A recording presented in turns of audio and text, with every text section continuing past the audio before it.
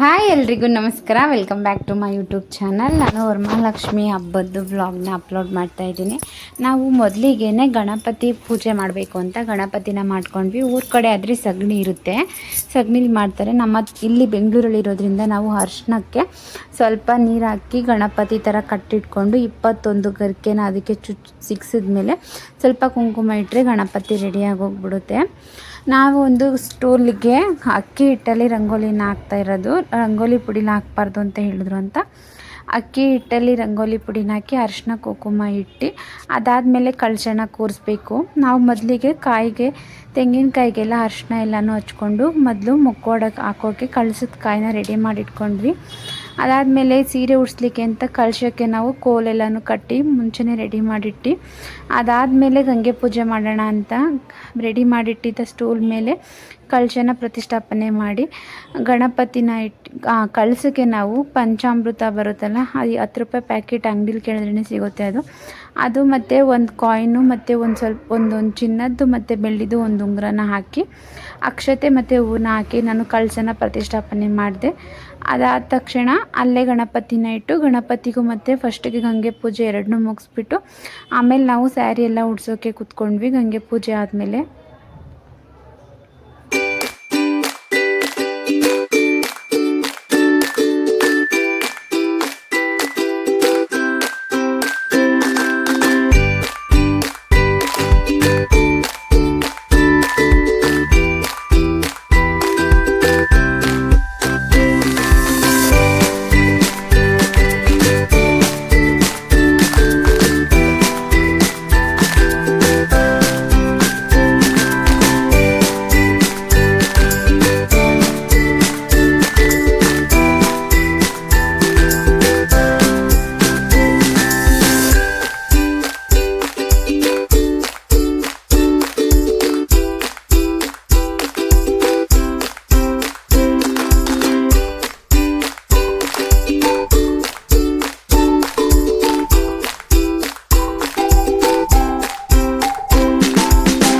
ಸ್ಯಾರಿ ಎಲ್ಲ ಉಡ್ಸಾದ್ಮೇಲೆ ಒಡವೆ ಎಲ್ಲನೂ ಹಾಕಿದ್ವಿ. ಸ್ಯಾರಿ ಉಡಿಸ್ದಾಗ್ಲೇ ಲಕ್ಷ್ಮಿ ತುಂಬಾ ಮುದ್ದಾಗಿ ಕಾಣಿಸ್ತಾ ಇತ್ತು ಅಂತಲೇ ನಾವು ಒಡವೆನ ಹಾಕಿ ಬಾಳೆಕಂಬ ಎಲ್ಲನೂ ಬಾಳೆಕಂಬಕ್ಕೆ ನೈಟ್ 11:15ಗೆ ನಾವು ರೆಡಿ ಮಾಡೋಕ್ಕೆ ಸ್ಟಾರ್ಟ್ ಮಾಡಿದರೆ ಬೆಳಗ್ಗೆ ಕರೆಕ್ಟಾಗಿ 5:45 6 ಗಂಟೆಗೆ ಎಲ್ಲ ಕಂಪ್ಲೀಟ್ ಆಯಿತು. ನಾವು ಮಾಡಿದಂಥ ತಿಂಡಿ, ಹಣ್ಣು, ಎಲೆ, ಅಡಿಕೆ ಎಲ್ಲನೂ ತಟ್ಟೆಗೆ ತುಂಬಿಟ್ವಿ. ನಾನು ಕರ್ಜಿಕಾಯಿ, ಒಬ್ಬಟ್ಟು, ರವೆ ಉಂಡೆ, ಮೂಲೆ ಪೂರಿ ಮತ್ತು ಚಕ್ಲಿನ ಮಾಡಿದ್ವಿ. 5 ಥರ ತಿಂಡಿನ ಮಾಡಿದ್ದೆ.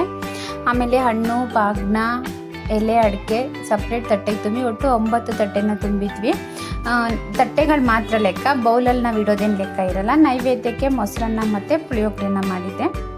ತುಂಬಾ ಚೆನ್ನಾಗಂತೂ ಪೂಜೆ ಆಯಿತು. ಕರೆಕ್ಟಾಗಿ 6:15ಗೆ ಸ್ಟಾರ್ಟ್ ಮಾಡಿ 7 ಗಂಟೆಗೆ ಪೂಜೆನ ಮುಗಿಸಿದ್ವಿ.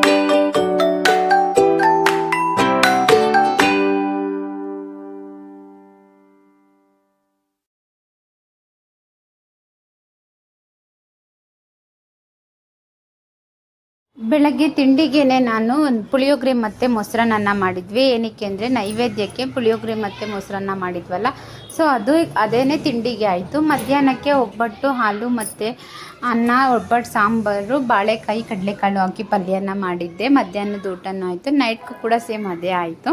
ಹಾಗೆ ವಿಡಿಯೋನ ಫುಲ್ ಶೂಟ್ ಮಾಡ್ಕೊಳ್ಳೋಕ್ಕೆ ಆಗಲಿಲ್ಲ ಗಡಿ ಬಿಡಿಲಿ.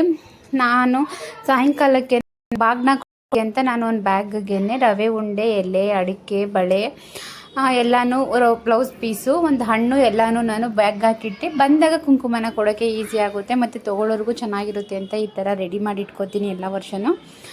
ಈ ವರ್ಷವೂ ತುಂಬಾ ಚೆನ್ನಾಗಾಯಿತು. ಹಾಗೆ ಸಾಯಂಕಾಲಕ್ಕೆ ನಾನು ನೈವೇದ್ಯಕ್ಕೆ ಅಂತ ಹಾಲು ಖೀರನ್ನ ಮಾಡಿಟ್ಟು ಸಾಯಂಕಾಲನೂ ಪೂಜೆ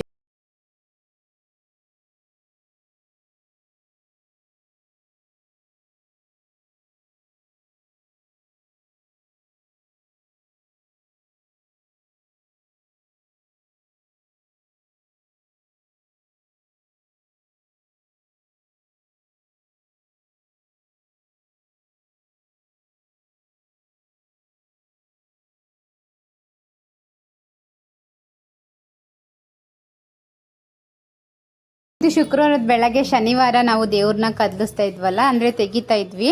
ಅವತ್ತು ತೆಗಿವಾಗಂತೂ ಬೇಜಾರೇ ಆಗ್ತಾಯಿತ್ತು, ಏನೋ ಒಂಥರ ಮಿಸ್ ಮಾಡ್ಕೋತೀವಿ ಅನ್ನಿಸ್ತಾ ಇತ್ತು.